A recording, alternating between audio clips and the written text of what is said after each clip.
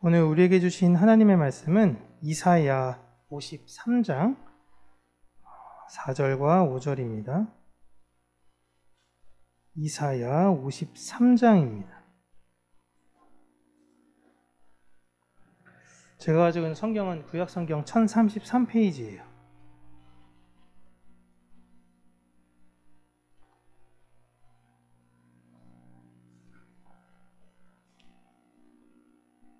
함께 한 목소리로 읽도록 하겠습니다.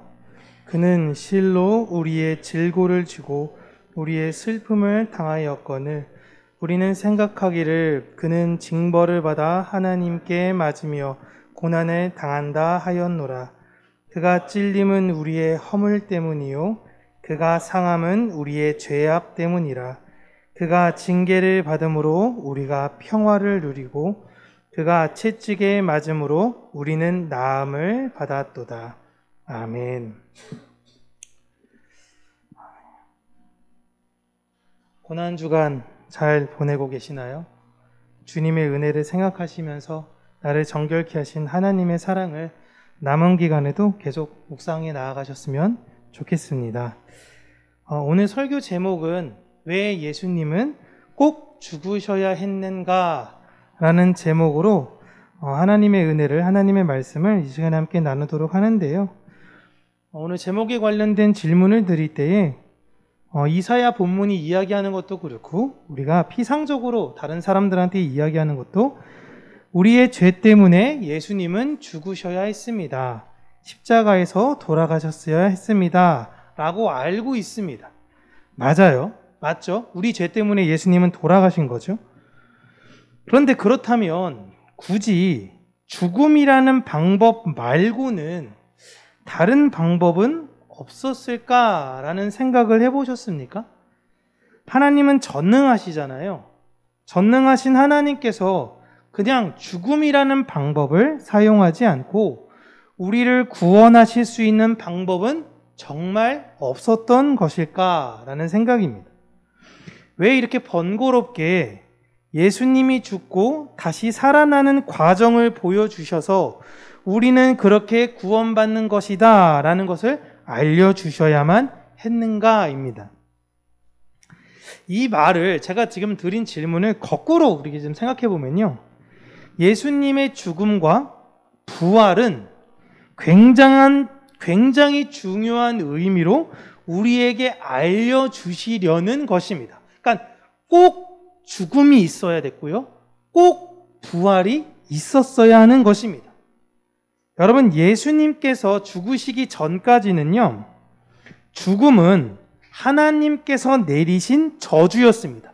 그리고 지금도 그 저주 속에 이 세상은 살고 있어요.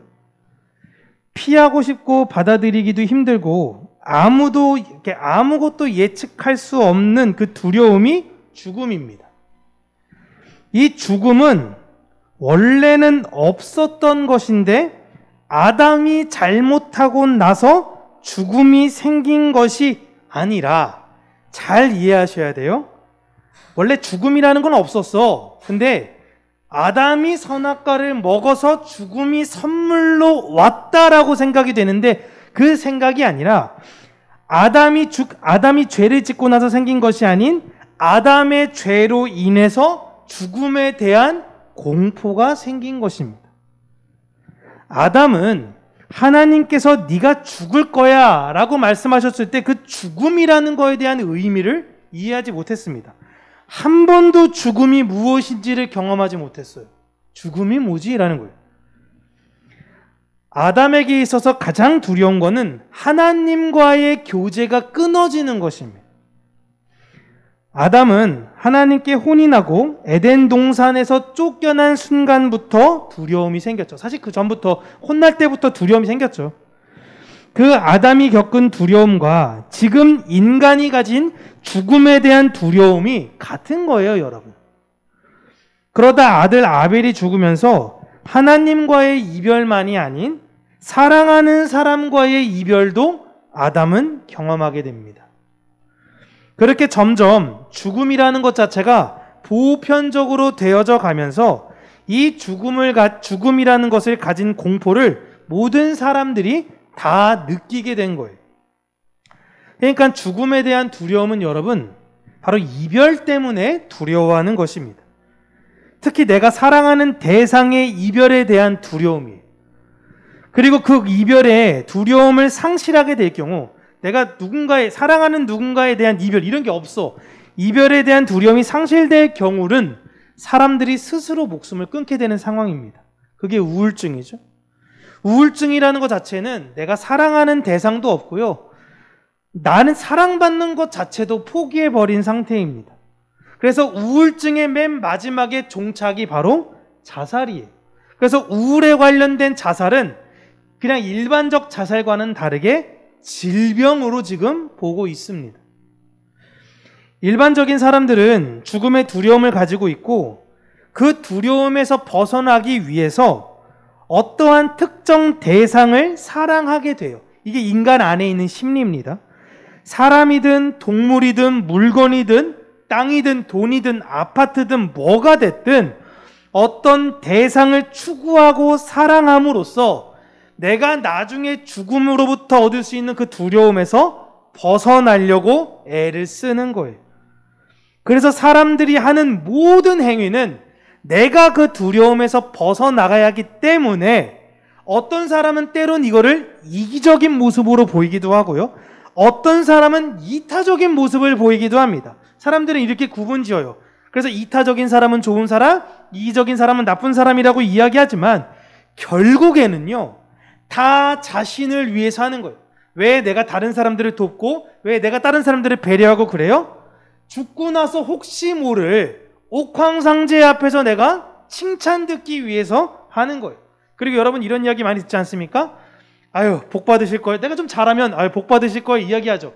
내가 자꾸 막 좋은 일을 하면 결국엔 그 복이 돌고 돌고 돌아서 나에게 돌아온다. 이런 이야기 안 들어보셨나요? 아 처음 들어보셨나요? 다 이런 마음으로 하잖아요. 심지어 그런 분들 진짜 많습니다. 좋은 뜻을 해놓고도 그래 내가 이렇게 좋아졌으니 혹시 나중에 나한테 뭐라도 콩고물이라 좀 생기지 않을까? 라는 생각으로 하는 사람들이 여러분 진짜 많아요. 그렇게 사람들은 이기적인 사람, 이타적인 사람을 구분짓지만 결국에는 다 자신을 위해서 하는 거예요. 그리고 그건 다 죽음의 두려움으로부터 벗어나려고 애쓰는 모습인 것입니다. 그 두려움이 너무 길었어요. 수천 년 동안 인간은 그 죽음의 두려움으로부터 벗어날 수 있는 방법을 찾으려고 진짜 부단히 애썼습니다. 심지어 여러분, 머리가 똑똑하면 똑똑할수록 이 괴로움이 훨씬 더 깊은 거 아십니까? 오히려 그냥 인생 단순하게 살면 잘 모르는데요.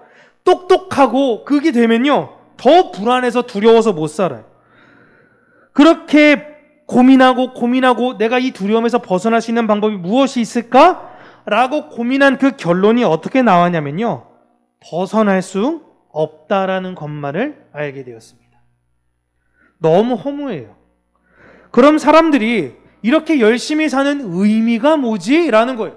그 똑똑한 천재들이 계속 고민하는 게 그거예요. 왜 이렇게 사람들은 열심히 살까? 나는 또 왜 이렇게 열심히 살까? 이 열심히 사는 이유가 뭐지? 결론을 갔는데 아무 의미가 없던 거예요. 그냥 내가 지금 먼 일에 있을 어떤 일이 일어날지 모르니까 그 두려움에서 벗어나려고 내가 지금 애쓰고 있는 거예요. 나중에 무식해지면 안 되니까, 나중에 가난해지면 안 되니까 거기에서 벗어나려고, 그 두려움에서부터 벗어나려고 지금 내가 애쓰다가 결국 마지막엔 어떻게 돼요? 그냥 그러다 죽는 거예요. 열심히 살다 죽는 사람, 열심히 안 살다 죽는 사람 똑같은 거예요. 죽음 앞엔 모두가 다 평등한 것입니다. 그런데 그렇게 죽음의 두려움에 모든 인류가 살 수밖에 없는 상황에 어떤 무리에게는 그 두려움에서 벗어나는 자유를 주셨습니다. 그 자유는 진리를 알았을 때 얻게 되는 것이다 라고 예수님께서 말씀하셨어요. 그 자유를 얻은 자들은 죽음의 그 두려움에서 벗어나기 위한 삶을 살지 않습니다. 그들은 신앙생활을 해도요, 하나님께 벌 받을까봐, 내가 이거 헌금 안 하면, 내가 지금 10,000원 안 하면 나중에 하나님이 내 지갑채 다 가져갈지 몰라. 하나님이 내가 이거 안 하면 내 자녀가 아플지도 몰라. 내가 주일 성수 제대로 안 하면 하나님이 나를 혼낼지도 몰라. 그렇게 하나님께 벌 받을까 봐 그 두려움으로 어쩔 수 없이 하는 종교 행위를 하지 않습니다. 도리어 아무도 시키지 않는데도요, 자유함으로 하나님께 예배를 드립니다. 때론 내가 예배를 드리기 힘든 상황에 마주할 수 있어요. 그런 상황에서도 불구하고 하나님께 예배드리는 예배자로 살아가는 거예요. 그런 자들이 어떤 삶을 살지를 예수님께서 말씀하셨습니다. 요한복음 13장 34절 우리 함께 읽을게요. 시작. 새 계명을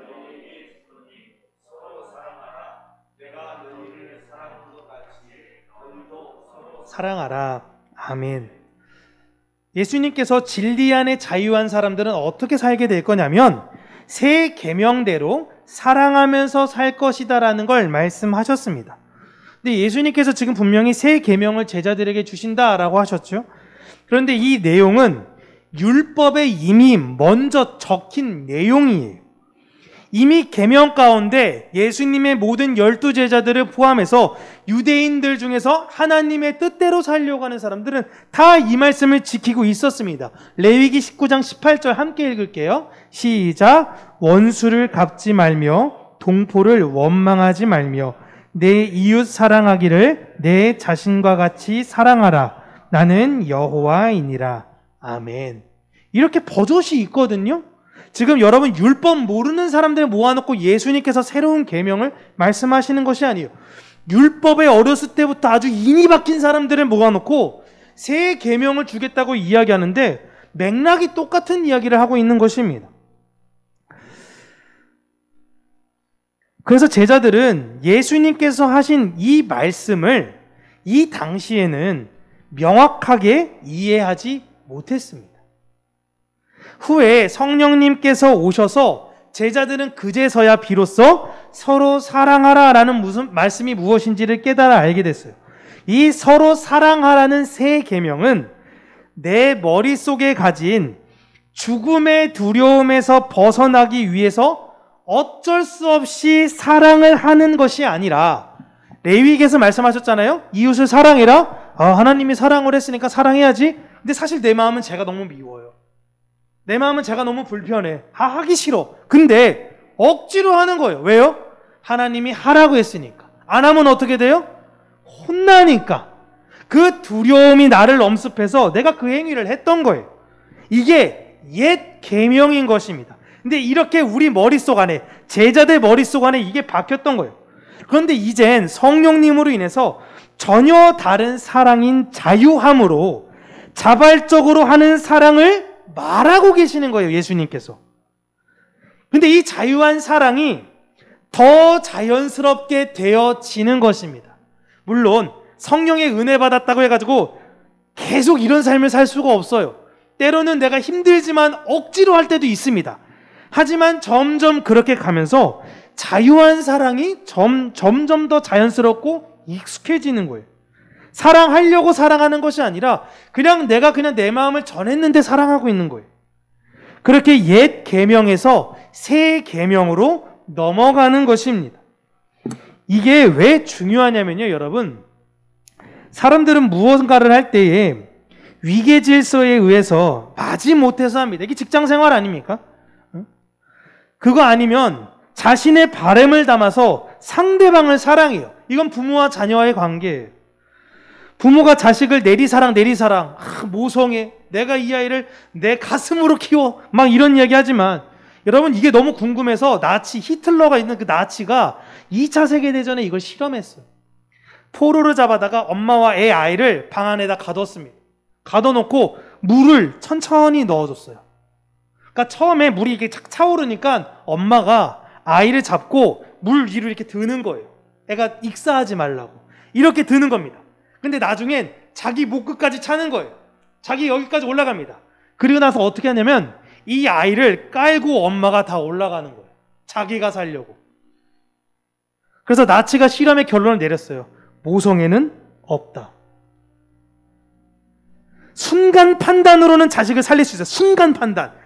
내가 순간 나 대신 이렇게 해가지고 살릴 수는 있는데 이게 여러분 시간을 길게 되고 그 두려움을 계속 넣어주니까 결국 사람은 자신부터 살 생각을 한다라는 것입니다.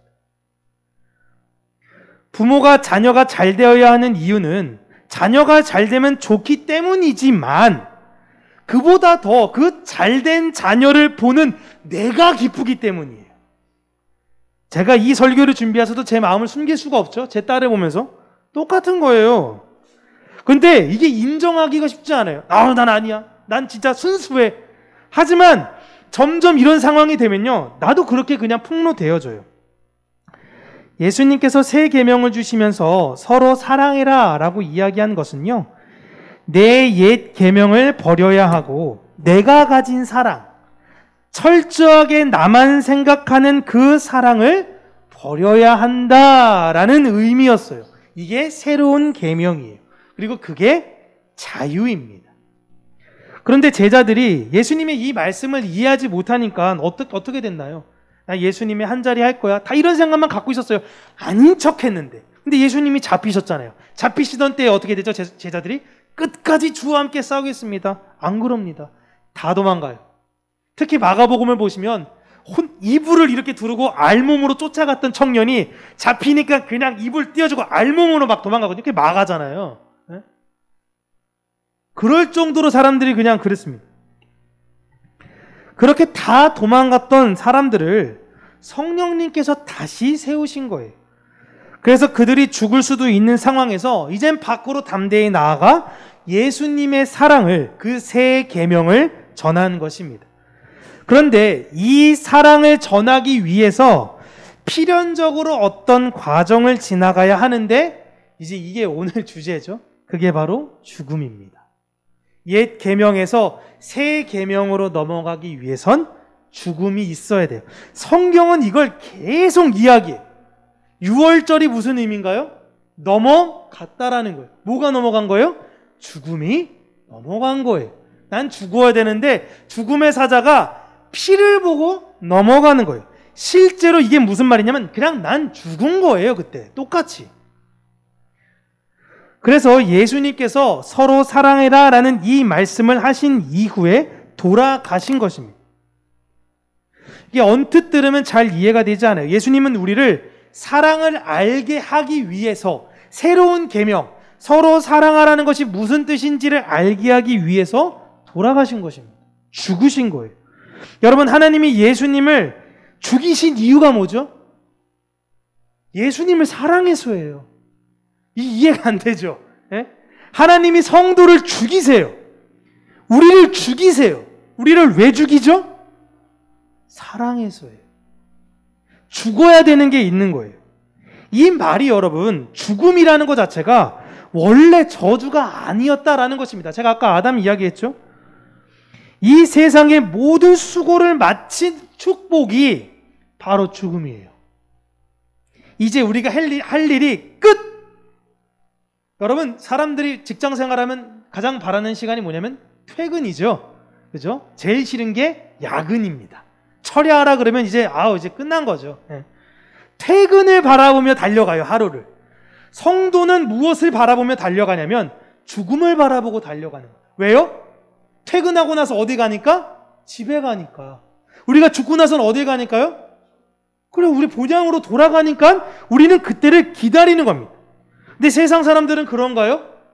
갈 데가 없어요. 갈 데가. 퇴근을 했는데 집이 없네. 갈 데가 없네. 오늘 어차피 갈 데도 없는데 일 더 해야지. 계속 죽을 때까지 일할 수밖에 없는 거예요. 갈 데가 없으니까. 그게 저주예요. 아담이 에덴 동산에서 자신의 역할을 충실하게 다 마치고 나면 이제 하나님과 영원한 안식으로 들어가면 돼요. 그 영원한 안식으로 들어가는 과정이 죽음입니다. 그 죽음을 경험해 보기도 전에 그 죽음이라는 것 자체가 축복이었는데 저주로 바뀐 거예요. 그리고 아담이 경험했던 죽음이라는 것 자체는 정말 끔찍한 거였어요. 그런데 어떤 이들은 이 세상에서 먼저 그 죽음을 경험하게 된다라고 이야기해요. 그래서 계시록엔 죽는 자들이 복되다라는 이야기를 하고 있는 것입니다. 그들 자체가 다 성령으로 인해서 세례를 받게 되고 나의 옛 계명이 죽은 사람들이에요. 여러분, 세례가 뭐죠? 세례가? 그 물 안에 옛 내가 죽고 새로운 내가 살아나는 겁니다. 이 상징이 세례예요. 성령님이 오셔서 내리신 게 바로 성령 세례라고 합니다. 성령님이 제자들에게, 그리고 모든 사람들에게, 하나님이 선택한 모든 사람들한테 세례를 내리셨는데, 그 세례가 의미가 뭐냐면 옛 우리의 계명을 가진 내 자아들을 죽이시고 새로운 계명을 가진 우리들을 부활시키신 거예요. 그러니까 예수님과 성령님은 우리에게 오시는데, 우리가 막 찬양하죠. 오소서 진리의 성령님. 이 찬양하는 이유가 뭐예요? 내가 막 피부가 막 짜릿짜릿하고 큰 카타르시스를 느끼고 막 주여 하면 기분 좋으니까, 그러니까 오소서 진리의 성령님 하는 건가요? 여러분, 진짜 무서운 거예요.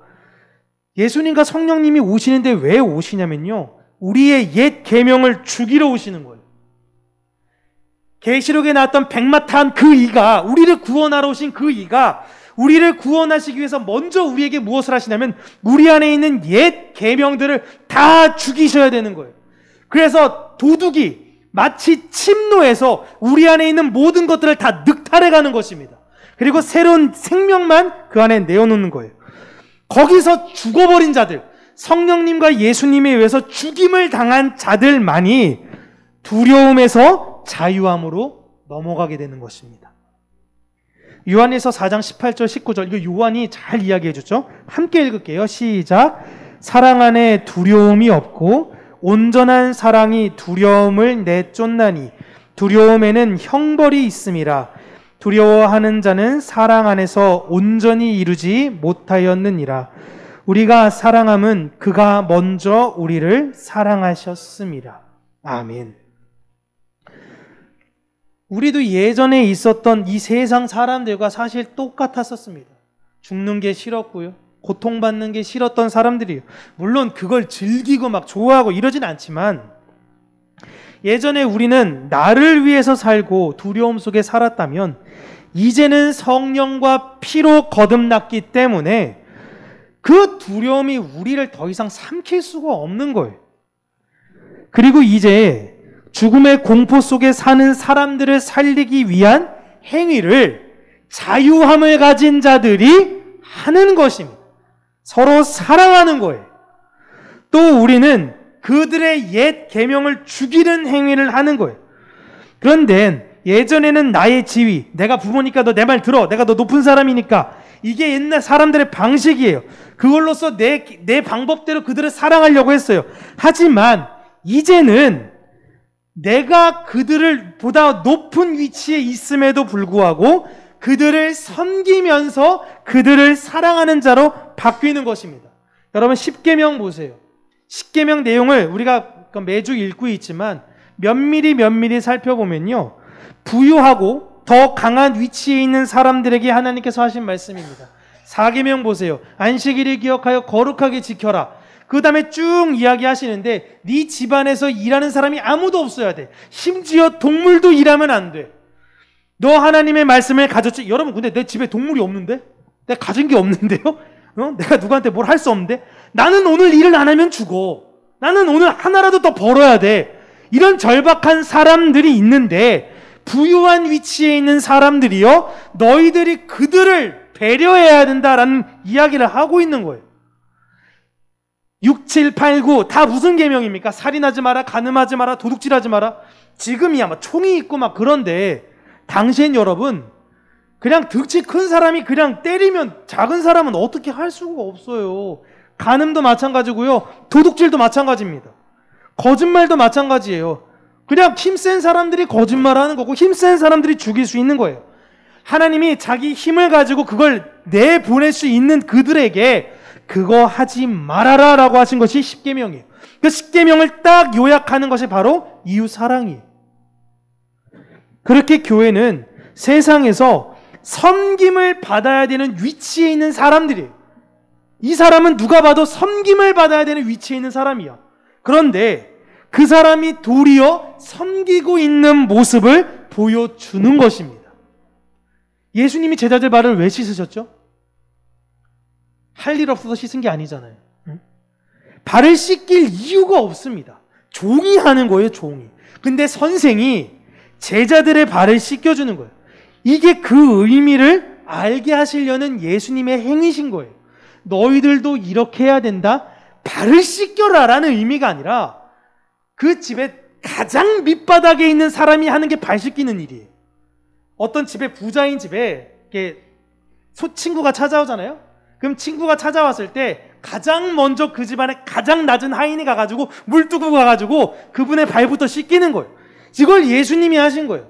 봤지 얘들아? 너희들이 그 위치에 있어야 되는 것이다 라고 모든 교회에게 말씀하신 겁니다. 이게 사랑이다 라는 거예요. 진짜 어렵죠. 나이를 먹어가면 먹어갈수록 존중받기를 원하지 내가 섬김의 자리로 여러분 잘 가든가요? 제가 탑골공원 예전에 그쪽에 한번 낙원상가 근처에 가가지고 거기에 할아버지들 다 가슴에 훈장 달고 거기서 진짜 얘기들 진짜 많이 하시는데 한번 잠깐 옆에 들어보면 왕년에 내가 야 내가 저는 누군지도 몰랐는데 장관 누구랑 초등학교 때 아는 다들 그러고 계세요. 다들 응? 나 그런 사람이야. 아 당신 그래? 나도 그런 사람. 서로 그러면서 위로하고 계시더라고요. 거기서 응? 여러분 바리새인과 율법학자들은요 다른 이들을 섬기고 어려운 사람들을 위해서 금식하고 그 금식하면서 아낀 돈으로 구제했습니다. 나라를 위해서 자신의 목숨을 초야와 같이 던졌던 사람들. 이들이 보이는 것은 여러분 세상 사람들이 볼 때 사랑의 모습 아닙니까? 내가 돈을 다 털어가지고 어려운 사람들 나눠주고. 그런데 이들은 자신의 유익을 위해서 사랑을 했고 죽음의 두려움에서 벗어나기 위한 사랑을 했던 거예요. 그래서 예수님이 이들에게 가리켜 회칠한 무덤이라고 이야기한 거예요. 겉은 깨끗한데 속은 다 썩어서 냄새가 나는 거예요. 니네 중심으로 사랑하는 거 아니야라는 거예요. 그 반면 초대교회도요 바리새인들이 했던 모습과 굉장히 유사한 거랍니다. 어려운 사람들 구제하고요 똑같이 했어요. 그런데 이들이 한 행위는 자유함에서 나왔던 사랑이에요. 이들은 자신의 어떤 행위에 대해서 아무에게도 자랑하지 않습니다. 진짜 웃기지 않습니까? 자, 어려운 사람들 오세요. 교회가 어려운 것들, 이렇게 필요한 것들 채워드릴게요. 막 이렇게 합니다. 그러니까 막 과부들도 오고 막 소문나가지고 와서 막 먹어요. 근데 유대인 과부들만 조금 더 챙겨주는 것 같으니까 어차피 공짜로 받는데 헬라 출신 과부들이 화를 내는 거예요. 왜 우리한텐 저 사람 2개 주고 왜 우린 1개 줘요? 주려면 공평하게 줘야지. 아니 공짜로 받는 사람들인데 이거 글러먹었구만. 야, 다 내쫓아. 이러지 않았어요. 교회가 그 일로 고민했어요. 우리가 어떻게 할까? 어떻게 저들을 아니 좀 내가 주는데 내가 고민하고 있는 상황인 거예요. 그래서 모여서 회의한 게 뭡니까? 헬라에 믿음과 성령이 충만한 7사람을 세운 거예요. 그래서 그 사람들이 전담 마크에서 그 과부들, 힘든 사람들을 잘 섬겨주세요 라고 한 겁니다. 이게 세상에나 말이나 되는 겁니까? 교회는 누군가에게 칭찬받으려고 더 애쓰는 행위를 하는 곳이 아니에요. 성령의 자유함을 가진 사람들이 모인 곳입니다. 물론 초신자를 비롯해서 뭐 이렇게 열심히 하고 잘하는 분들한텐 우리가 칭찬을 해야 합니다. 당연한 거예요. 그러나 그 칭찬 듣고 싶은 마음에서 우리는 성장해야 되는 거예요. 바울이 교회한테 너무 안타까워하지 않습니까? 여러분 언제까지 지금으로 따지면 젖만 먹고 사실 겁니까? 언제까지 우리가 주는 것만 여러분 받으면서 사실 겁니까? 여러분 이제 밥을 좀 드세요. 밥을. 에? 이런 이야기를 하는 거 아닙니까? 우리가 그렇게 성장해 나아가야 된다라는 것입니다. 우리가 말씀을 읽고 기도하는 이유는 내가 지식을 더욱더 풍요하게 해서 자랑하려고, 내가 기도 많이 해서 물질의 복, 건강의 복을 얻기 위해서 하는 것이 아닙니다. 내 안에 있는 나를 온전히 사랑하기 위해서 말씀을 읽고 기도하는 거예요. 예전에 죽음의 두려움에서 사는 그 연약한 나. 조금만 하면 힘들면 어떡하지? 아우 나 힘든 거 싫은데. 아우 괴로운데. 나의 유익을 구하면서 살려는 나. 또 저 사람이 내 자존심을 긁네. 아우 짜증나네. 이런 불쌍한 나. 분명히 구원받았는데, 분명히 주의 은혜를 내가 경험했음에도 불구하고 여전히 이렇게 불쌍하게 사는 나. 이런 나에게 그 옛 계명에서 새 계명인 복음을 들려줘야 하기에 우리는 말씀을 읽고 기도를 하는 거예요. 기도하면서 내가 안타까운 거죠. 하나님 아직도 이럽니다. 어떻게 할까요? 빨리 저 좀 데려가 주세요. 빨리. 죽음이 우리의 끝을 걸 빨리 기다린다니까요. 내가 하루를 더 살면서 내가 딱 보니까 하나님의 영광을 위해서 사는 것보다 내 자신을 위해서 하루를 더 살 것 같아. 내가 나를 아는데 난 안 돼. 그럼 난 빨리 그 나라 갔으면 좋겠어? 라는 그 소망으로 사는 거예요. 그래서 매일매일 내 안에 나는, 옛 계명인 나는 복음으로 계속 죽고 그 진리의 사랑으로 계속 살아나는 것입니다. 많은 교회들은 여전히 예수님을 오해하고 있습니다. 지금도 계속 오해하고 있어요. 오늘 본문은요, 이사야 이 본문은 그 오해받음을 말하고 있습니다. 우리를 보면서도 세상 사람들이 오해할 수 있는 거 아닙니까? 평강교회? 야, 예수님 저렇게 열심히 믿었으면 좀 교회 좀 잘 되고 부흥하고 성장해야 되는 거 아닌가? 그리고 저렇게 신앙생활을 오래 했으면 저 집은 좀 잘 살아야 되는 거 아닌가? 그 집안에 평안이 있고 그 집안이 은혜 안에 회복되고 이런 것이 있어야 되는 거 아닌가? 안 그렇잖아요. 우리 가족이나 친척들이 그렇게 이야기할 수 있지 않겠습니까? 아유, 그 다니는 교회는 몇 명이나 모여? 갑자기 그냥 어디 쥐구멍에라도 숨고 싶고 몇 명 없다고 이야기하기도 그렇고, 그렇다고 뻥치자니 양심에 거리끼고 막 이런 복합적인 마음이 막 있는데, 뭐 그 상황에서 그분들을 향해서 중요한 게 몇 명이 모이는 게 아니고 진리를 알아야 되는데 우리가 예수 그리스도의 십자가, 이런 이야기를 하는 것 자체가 여러분 불필요해요. 그냥 그렇게 우리가 증명하려고 애쓸 필요가 없습니다. 그냥 우리는 하나님께서 우리에게 이 길을 걷게 하셨으니 이 길을 가면 되는 거예요. 예수님은 교회에게 이제 더 이상 죽음은 저주가 아니라는 것을 알리기 위해서 죽으셨습니다.